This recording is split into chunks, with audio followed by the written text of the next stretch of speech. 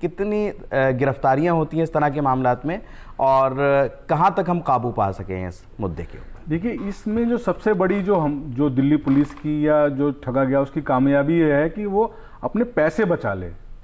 Police की भी priority सबसे पहले यही रहती है कि जो इसके पैसे ठगे गए हैं इसको ब्लॉक किया जाए, उस पैसे को बचाया जाए, क्योंकि धोखाधड़ी वालों करने तक पहुंचना बहुत आसान नहीं है।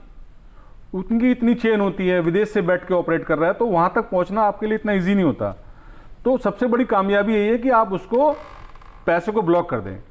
अभी मैं बताऊंगा, पिछले दिनों जो अपने दिल्ली पुलिस के स्पेशल सीपी हैं हमारे पुलिस कमिश्नर सतीश गोलचा साहब, उन्होंने एक साइबर हॉक करके ऑपरेशन चलाया और एक ही रात में 24 घंटे में पूरी दिल्ली में जगह जगह कम से कम 300-400 लोगों को गिरफ्तार किया गया और काफ़ी पैसे बचाए गए।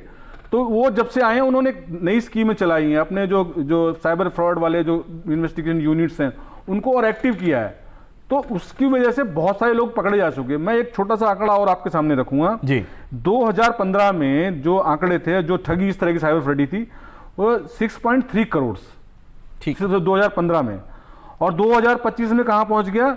1271 करोड़। मतलब 10 सालों में 190 गुना से अधिक। सबसे आसान काम है, अपना किसी को कॉल किया, फंस गया, ठीक है, नहीं दूसरे को किया, तीसरे को किया, तो कोई ना कोई फंस ही जाता है। तो इस तरह से बढ़ते जा रहा है। 2015 के मैं बताऊंगा कि 772 केस दर्ज हुए थे, जिसमें ये 6.3 करोड़ की ठगी हुई थी। 2019 में 795।